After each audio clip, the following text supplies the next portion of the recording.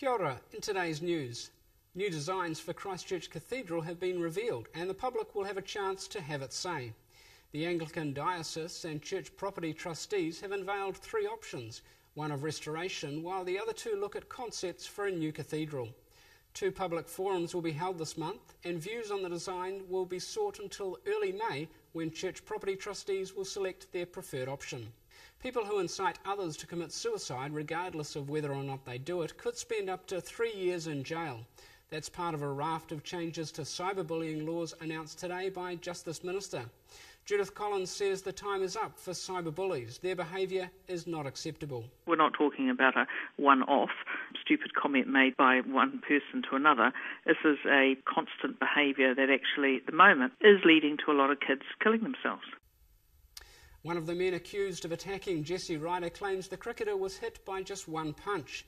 A 37-year-old builder and a 20-year-old carpet layer appeared in the Christchurch District Court this morning over the incident last week, which left Ryder critically ill in hospital. The builder's lawyer, Jonathan Eaton, says Jesse Ryder suffered a serious concussion after he was hit by one punch and his injuries were from hitting the ground. Once charges have been laid, there's only one place where these issues are properly resolved, and that's in the court. And for that reason, other than on behalf of my client wishing Mr Ryder a very full and speedy recovery, we won't be making any other comment. Increased responsibility of directors is one of the reasons the government's raising the annual fees for directors at the soon-to-be partially floated Mighty River Power. Directors are in for a $36,000 increase in remuneration once the state-owned company has been part sold. State-owned Enterprises Minister Tony Ryle says fees need to be at a level that attracts people with a high skill level.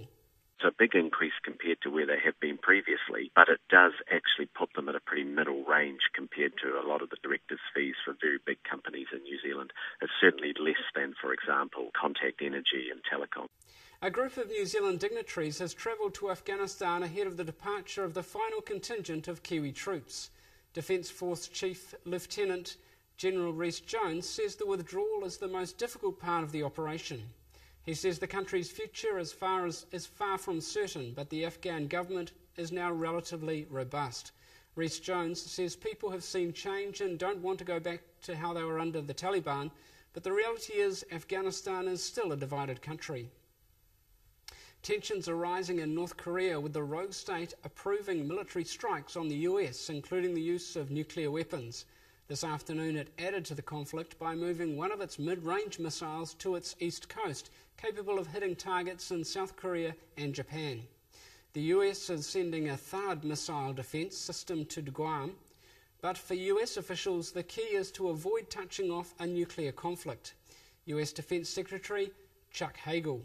It only takes being wrong once, and I don't want to be the Secretary of Defence who was wrong once. The Marriage Equality Bill will soon be through its third and final reading in New Zealand.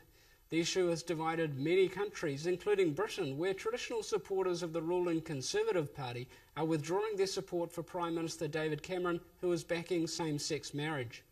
Canon Chris Sugden of Anglican Mainstream says Europe is watching closely. And what has not happened in this country is a debate. At least in America you've had Proposition 8, you've had it on the election tickets. Here, no manifesto proposal, no party has put this forward, it hasn't been in the Queen's speech, it is very undemocratic. That's our news for today. Paul Marie.